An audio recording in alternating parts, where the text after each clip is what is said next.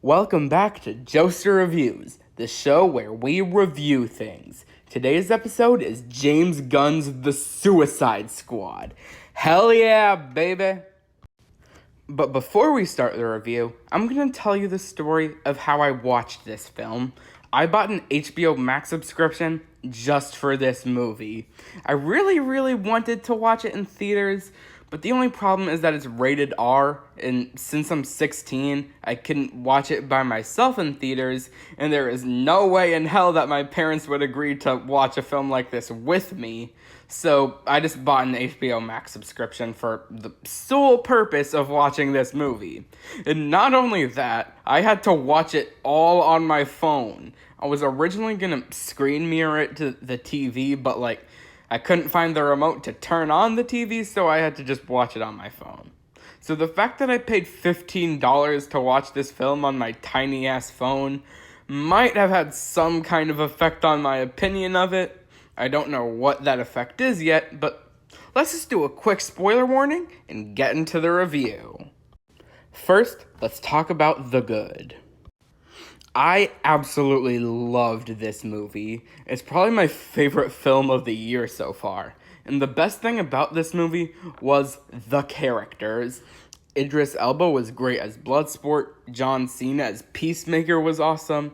David Dastmalchian was great in his nth role as a DC villain. That one girl did a pretty good job as Ratcatcher too. And Margot Robbie's Harley Quinn is an absolute classic.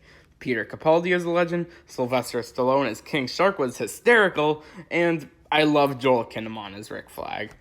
I hope I got all of them. All the actors had really great chemistry with each other. My personal favorite dynamic was between Bloodsport and Peacemaker. Despite them both having the exact same skill sets and backgrounds, their personalities and values are so different that their banter was both hilarious and revealed a lot about their characters. That's not to say that none of the other character dynamics were good, though. Bloodsport and Ratcatcher's relationship was the emotional center of this film, and King Shark was just so damn lovable.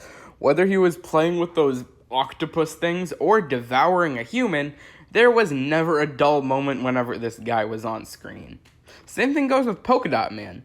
David Dastmalchian was a great actor, and some of his reoccurring jokes like the mother thing or the bit with Milton were really funny. At the same time, I loved how characters you would expect to be purely comedic, like King Shark or Polka Dot Man, ended up having quite a bit of depth to them. I never thought that I would be feeling bad because a shark-human hybrid can't make any friends, but James Gunn happens to be very talented. But by far the biggest character that surprised me was definitely Starro. Get it? Biggest character? I'll leave now. I went into this expecting him to be just an emotionless force of nature like the shark in Jaws or the dinosaurs in Jurassic Park, but he ended up being one of the most weirdly sympathetic characters in the entire movie. He was just getting revenge on the people of Corto Maltese for torturing him for decades, and he communicates this with a single sentence. I was happy floating, staring at the stars. Again, I wasn't expecting to feel sorry for a giant alien starfish that mind controls people, but here we are. Another great thing about this film was James Gunn's direction. They really let him go all out with this one. This film is not for the faint-hearted.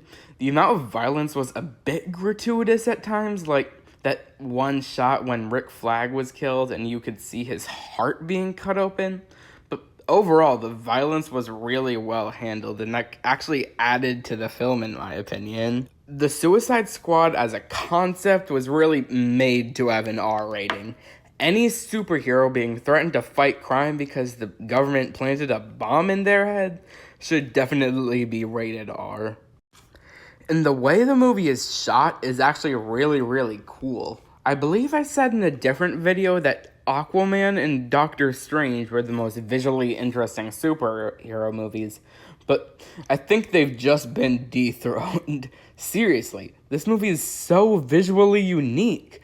From big things like the Scott Pilgrim style text that appears on screen as title cards to little things like how blood splatters on the camera during a fight scene, there is an insane amount of detail here. Heck, there's an entire action scene that's shot in the reflection of Peacemaker's helmet.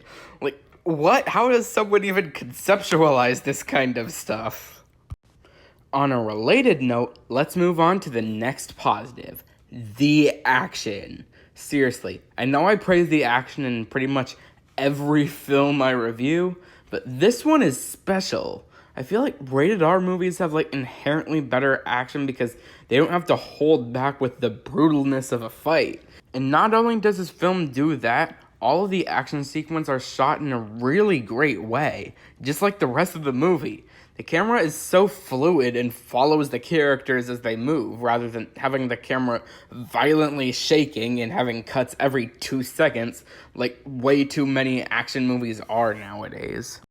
So you know how in the first Suicide Squad movie, they included Slipknot as part of the squad just so he could be killed off early on to show how anyone could die at any moment? Well, in this movie, James Gunn introduces an entirely separate squad for that, where every member violently bites the dust within the first 10 minutes, with the exception of Rick Flag, Harley Quinn, and technically Weasel. This was a really great way to get across just how dangerous this mission is, and how much of a tool Blackguard is. And for my final positive point, this film just has a lot of personal appeal to me. I absolutely love DC villains, and I was fully aware going into this that I was instantly going to love any film with King Shark and Starro in it, completely regardless of its quality. While it did end up being quite good, I know for a fact that I would have loved it even if it was worse than the first Suicide Squad film, simply because of the characters involved, because I'm a shill for DC villains. Now, let's talk about the mixed. Originally, I was going to include this in the bad section until I realized that it wasn't really the movie's fault, but I still wanted to talk about it. So here it is in the mixed section.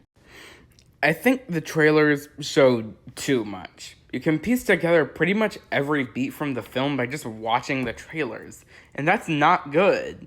The biggest offender of this was the beach fight. In the film, it's this powerful moment when the first squad is killed off, but I could tell that it was coming because they showed the beach fight in the trailers and showed scenes later on in the film that you could tell that only Flag and Harley survived that scene. And even beyond that, you could tell what characters would survive because they showed most of the Starro fight in the trailers.